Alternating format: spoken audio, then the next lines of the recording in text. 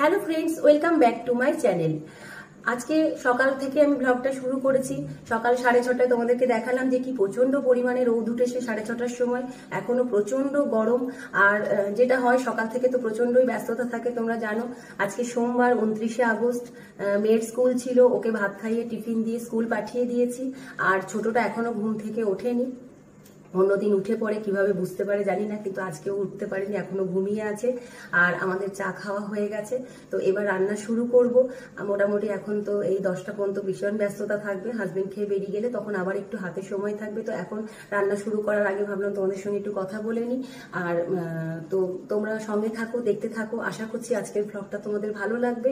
তো এখন চলো রান্না বান্না শুরু করি, পরে আমি তোমাদের সঙ্গে আবার কথা বলবো। চলো রান্না শুরু করার আগে তোমাদেরকে দেখিয়ে দিই।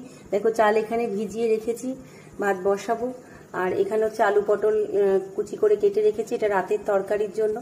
আর এখানে হচ্ছে লাউ আর আলুতে ছোট ছোট করে কেটেছি, লাউয়ের তরকারি হবে। আর এটা কাঁচকলা ভাজা হবে। আর এখানে হচ্ছে ডালের জন্য একটু লাউ আর অল্প পেঁপে কেটে রেখেছি, সবজি বাচ্চাটার জন্য।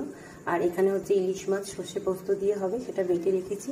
আর এখানে এই আলু পটলের তরকারিটার জন্য এখানে রসুন কুচি, আদা কুচি আর পেঁয়াজটা কুচি করে রেখেছি। তো রান্নাটা শুরু করি, তো তোমরা সঙ্গে থাকো, দেখতে থাকো। 10টা বাজে, আমার সমস্ত রান্না কমপ্লিট হয়ে গেছে। ও খেতে বসে গেছে। দেখো, এখানে কাঁচকলা ভেজেছি, লাউ আর পেঁপে দিয়ে মসুরির ডাল বানিয়েছি, এখানে অল্প লাউয়ের তরকারি করেছি। আর এখানে সর্ষে পোস্ত দিয়ে ইলিশ মাছ বানিয়েছি। আর ওটা হচ্ছে পুঁই শাক মাছের মাথা দিয়ে, কিন্তু ওটা আমি বানাইনি, আমার শাশুড়ি মা করে পাঠিয়ে দিয়েছেন। তো এইটাই হচ্ছে আজকে আমাদের সোমবারের মেনু। আমাদের এই প্রতিদিনের জীবনে কিছু কিছু কাজ আমি রোজ করি, বাধ্যতামূলক কিছু নেই, কিন্তু বলতে পারেন এইসব কাজগুলো করে আমার নিজেরই ভীষণ ভালো লাগে। কোথাও না কোথাও প্রচণ্ড ক্লান্তি, প্রচণ্ড পরিশ্রম, তারপরেও এই কাজগুলো আমি রোজ করি। আর এইসব কাজগুলো করার পর আর এই ক্লান্তি আর পরিশ্রমকে উপেক্ষা করে যখন চারিদিকটা গোছানো দেখি, পরিষ্কার দেখি, তখন এই ক্লান্তি কোথাও না কোথাও মানসিক শান্তিতে বদলিয়ে যায়। সেই জন্য এইসব কাজগুলো আমি রোজই একবার করে অবশ্যই করি।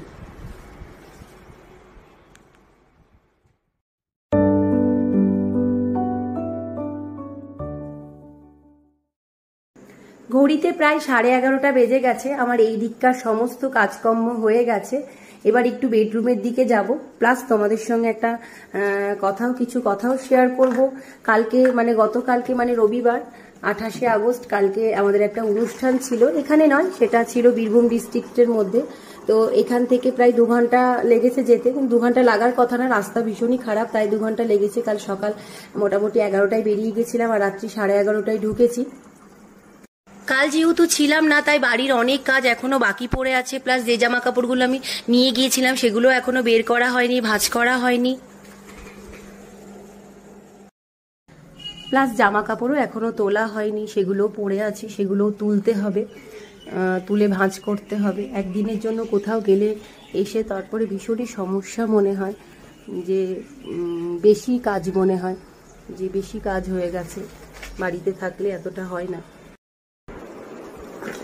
দেখো, একদিনের জন্য গিয়ে কত জামা কাপড়। আমি এখন জামা কাপড় বেশিরভাগ ট্রলিটাই ব্যবহার করি, তার কারণ ভালো ভালো জামা কাপড় যাতে ব্যাগের মধ্যে কুচকিয়ে না থেকে যায় বলে এভাবে ট্রলিতে নিয়ে যায়। এখন এই সমস্ত জামা কাপড় বের করে একটু হাওয়াতে দেবো।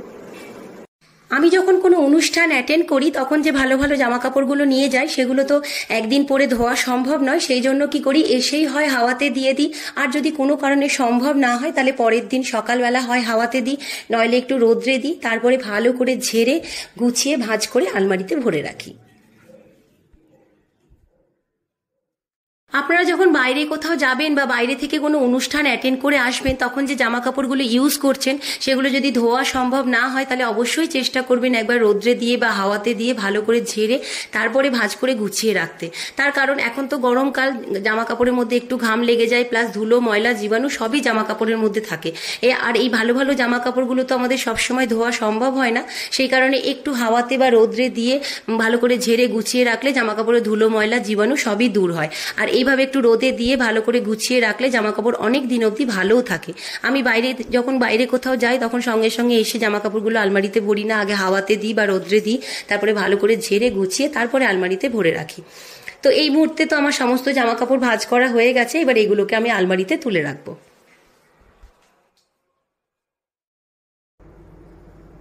তো সকালের পর থেকে তো আর ক্যামেরার সামনে আসতেই পারিনি, কারণ নিজের বাড়ির প্রতিদিনের কাজকর্ম তো থাকেই, প্লাস কালকে যেহেতু একটা জায়গা গেছিলাম, এখন একদিনের জন্য কোথাও গেলেও ভীষণ পরিশ্রম হয়। যা যা জামা কাপড় নিয়ে গেছিলাম সেগুলো সমস্ত হাওয়াতে দিয়ে ভাঁজ করে রেখেছি, সেগুলো আলমারিতে তুলে রাখবো। আর কালকে যেহেতু খুব তাড়াহুড়ো করে বেরিয়ে গেছিলাম, সেজন্য কিছু জামা কাপড় ধুতে রয়ে গেছিল, আমার নিজের আজকেকার জামা কাপড় কিছু রয়ে গেছে, সেগুলোকে সব একসঙ্গে এখন মেশিনে দেবো। আর এই মুহূর্তে দুই বোন ঘুমোচ্ছে, সেজন্য কাজগুলো সারবো। আর আমি কালকেকার ব্লগ আপনাদের সঙ্গে শেয়ার করবো ভেবেছিলাম, কিন্তু কালকে ওখানে গিয়ে আর ব্লগ করতে পারিনি, সামান্য একটু ভিডিও তুলেছি, সেটা আপনাদের সঙ্গে এখন শেয়ার করব।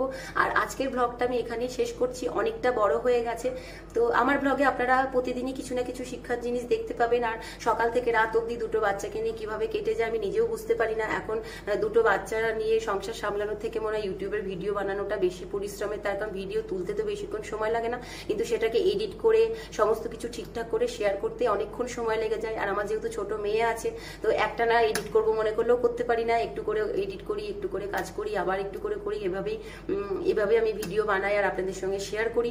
তো কোনো কিছু সহজ নয়, আবার কঠিনও নয়, সহজ মনে করলে সহজ, আমি সেই হিসেব করেই যে পারতেই হবে বলে করি জিনিসপত্রগুলো।